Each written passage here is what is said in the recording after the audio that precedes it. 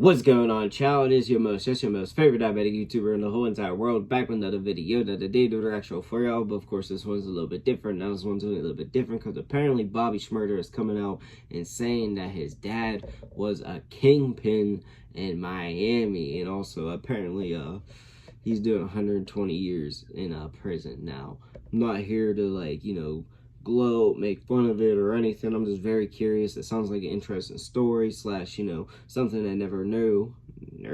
God dang, learned this Billy kicked in real quick. Something I never knew about Bobby Shmurda. So with all that said, it is, shout out DJ Vlad for video react too. Of course, go to the channel, go subscribe, like the video, go do the goodness, of course. And also, it is all love, no hate. Now, of course, I'm gonna make my jokes, be brutally honest, saying I can't lie to y'all. Typically, I am an arsehole, but if it was hate, beef, or anything crazy like that, I straight admit it. But one more time, all love, no hate. Alright, y'all, no more hesitations. Let's get into the video now. Alright, here we go. Bobby Shmurda, welcome to Vlad TV for your first official interview. We've done a few things, we did the jail call interview some years back. This is the real interview. I was in Europe, Vlad. I was in Jackson, I was in Europe. They didn't even know I was in jail, you heard? That's right. I was in Europe. You were in Europe the whole time. I was in Europe. So, since this is our first official interview, I want to start at the very, very beginning. So, he's got such pure good energy, I can't even lie. East Flatbush, Brownsville. I was born and raised in Brooklyn. I was born on 53rd and Clarkson. Then I moved to the 90s when I was like 12, 13. So your mom's from St. Vincent, and your dad is Jamaican? Yeah, my pop's Jamaican. He born in Jamaica. Okay, and you have two older brothers? One older brother.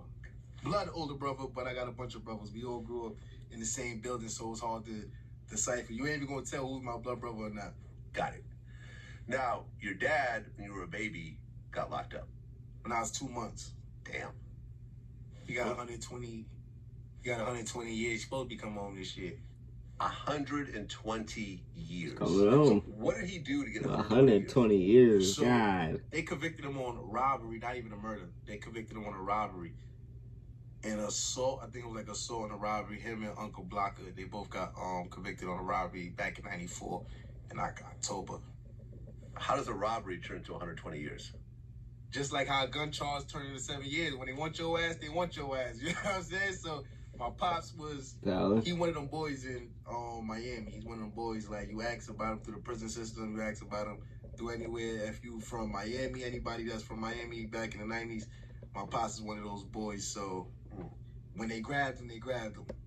Okay, so there's a bunch of other stuff they wanted to get him on, but they couldn't get him on. Yeah, they couldn't get him on, so they like, yo, we pushing the max here. He been in jail since I'm about to be 31, so he been in jail. October be 31 years. Damn. So have you been in contact with him? Phone calls and visits? Yeah, and all send that? him money, shit like that. Pay for the lawyer. Took care of the family, sent them, gave them money. Shit, he always losing his phone, so we had to send him phones and shit. I just told him he gotta stop with the phones now. He asked me for a phone, like, I ain't get no motherfucking phone. Bring your ass home, nigga. That's why your ass always in trouble.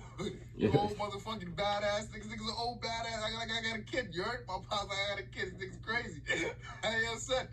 Bring your ass home. Be like, yo, no, let me just get that phone, man. Yo, bring your motherfucking, you don't need no more trouble, nigga. You don't need no more trouble. So, do you feel like not having a dad influenced you growing up? I felt it made me more, I would say, learn how to be a man, because I had to learn on my own. Like, my brother 2 years older than me. My friends was 4 or 5 years older than me. And the guys that raised me was like 10 years older than me. I grew up with drug dealers. My babysitters was drug dealers since I was 4 years old. I was on the corner since I was 4 years old, no teeth. And so, it's you got late bloomers in the hood. Any nigga you interview, anybody you interview from the hood, Vlad, you ask them, they tell you the same thing. You got people that's born in this shit, and you got the late bloomers that come around after, like high school, they start getting in trouble. I was one of them motherfuckers that was born into it.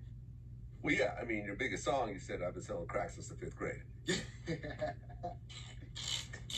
I used to sell water before I sold crack, man. I used to sell water before I sold crack, and I sold some candy too. Right. But right around 5th grade.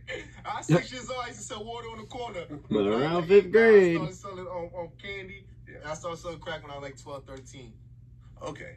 I mean, when you talk about that game, that comes with a lot of drama. Yes, what? Man, shit, man. Shit I could talk about. I can talk about because I'm retired from it now. So, I did it all. I've been through it all, selling drugs. So it's something that I'm happy that I don't have to do no more.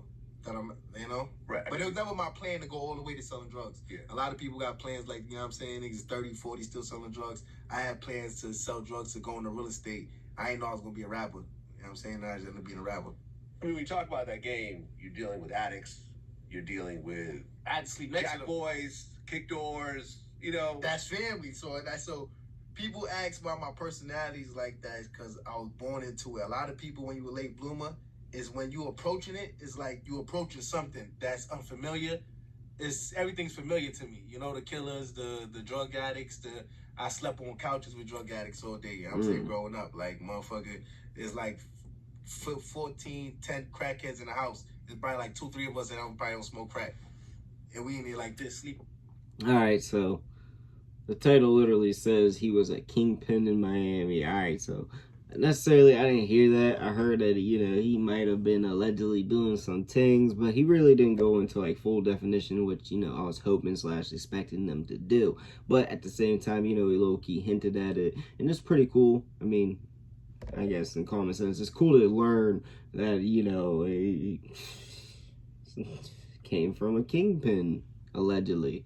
And also, I think it's pretty funny how he says, he's got to treat him like a kid with the phone thing. I mean, obviously, my dad ran out and never got me them cigarettes or milk 24 years later, but yeah, it's pretty cool. That story just in general. But yeah, I was very curious to know how this all played out and what was actually going down. I don't feel like we got a little bit flabbergasted / clickbaited a little bit, but at the same time, he hinted a little. But really, that's all I gotta say about it. Doing what y'all think in the comment section down below. Also in the comments, your boy man can make all kinds of videos, so comment you want to see. And yeah, that's all I got for the video. Peace.